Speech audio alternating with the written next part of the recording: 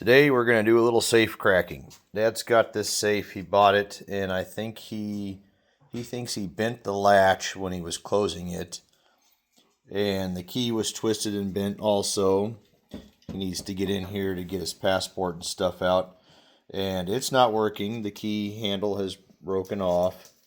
So you can see there's no handle.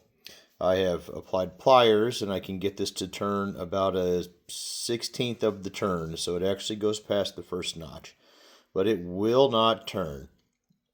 So we're about to get cowboy with it. See what happens.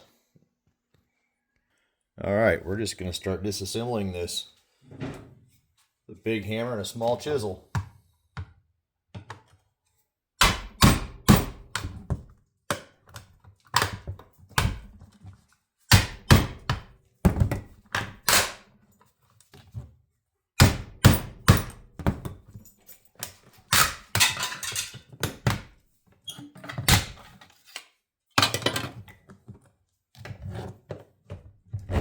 There it is, folks. That's all it takes.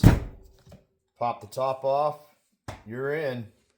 So remember, if you have one of these safes, it's just to keep your kids out of it. It's not to keep crook out of it. Y'all have a great day.